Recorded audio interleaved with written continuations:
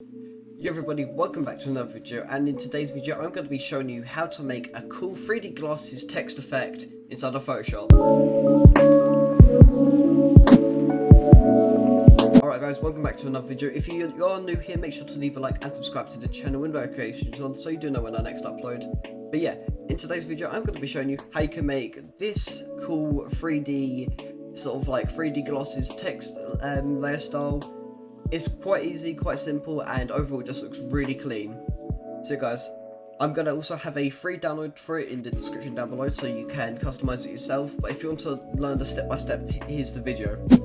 Honestly, okay, first off we've got it right here, and the thing that really makes it stand out is just like it's not much, but it's simply just the displacement between both like the blue and the red here, which makes it give that 3D glasses effect as what you would see in some other photos. And yeah, you can also see a bit of noise in the background here. You can probably see right here there's a bit of like static in the background. That just gives it a bit more life to it, like it gives a bit more life to it rather than it just being like a completely plain background. So I'm going to show you how to do it. So first off, you want to go and make a new file.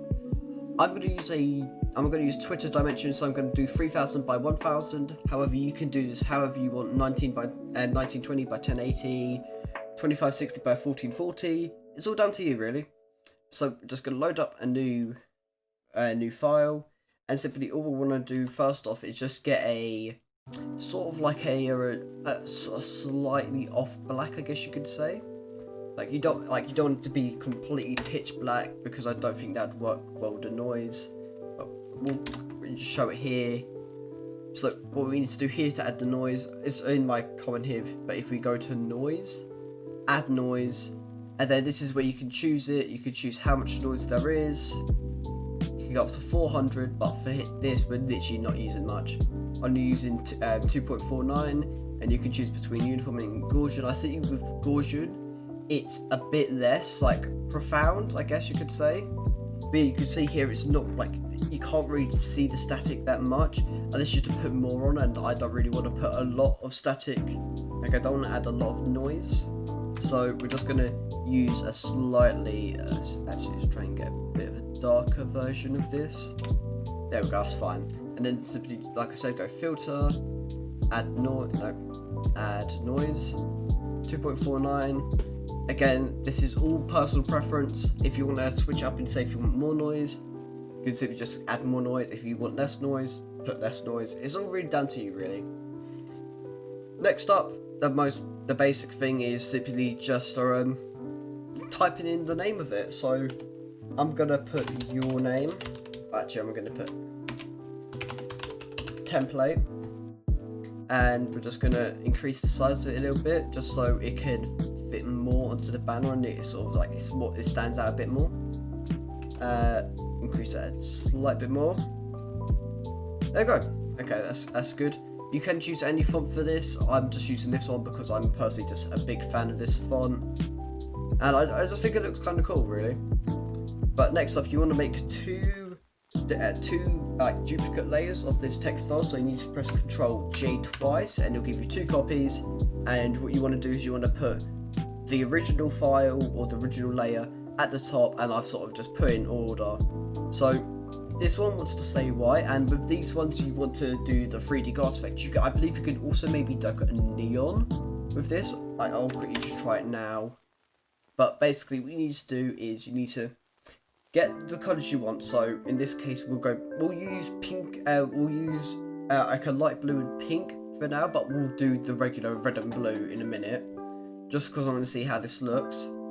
But you get the light blue, and to do it, if it's your primary colour or your foreground colour, simply press Alt backspace and on the text layer you want, and it'll automatically fill in just like here. However, if it's the background, you can simply do Control backspace instead. Now let's go to next copy. Get a nice sort of like bright pink. Make sure we're on template copy 2. You can change these. I'm not really want to tell you how you should be naming your layers, but this is what you need to do next, and this is what you're supposed to do for the next part as well. So we're trying to slightly put the displacement off a bit to like a bit diagonally. So what I'm going to do is I'm going to just nudge it down like equally. So I'm going to keep pressing like down arrow, side arrow, down arrow, side arrow, until we get to a good sort of displacement, which isn't too far out, but again isn't that isn't too like close in so you can't see it. And then what we do is we do the exact same for the other coloured layer, but instead we do it in the opposite direction.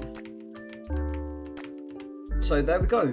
This looks really good as like a neon template as well. So this could be, so if your brand is about like sort of like a neon Miami style, sort of like the pinks and the blues, this could be a good style for you. You don't need to do the red and blue. You can simply just make sure that you've got a bright pink, and also make sure that we could actually probably make this a bit lighter, and yeah, that suits even better. So, but for this example, we're just going to use a basic red, like just a standard red. Backspace for that, and then we're going to use a slightly darker blue. We don't use like a really dark blue for this, because I don't think as you can see, that doesn't really stand out well. It doesn't look that good. Whereas if we do a slight lighter blue, that looks a lot better.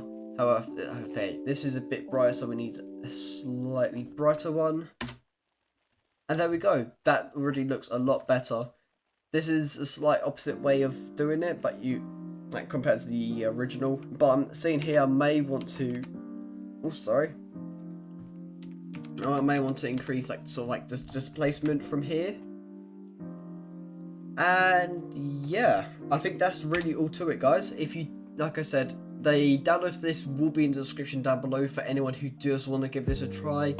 I'm a really big fan of the neon that we done, so that's always good. Also, one more tip I would say, if you're using the newest version of Photoshop, and if you were to click on a layer, or click on something, it'll go straight to the layer that you clicked on. So I've got to say, which is good to move these all together without having to rasterize the layers, is if you click on one, hold shift down to the bottom one, and then press Ctrl G, it'll group them all together. And then simply while clicking on the group, you can press Ctrl T and move them all together, so you can increase it and then sort of align it into the center. And yeah, I'm a really big fan of how this turned out. I really like how the colors worked with mine. I may mess around and try the neon one as well, because that looks really good as well.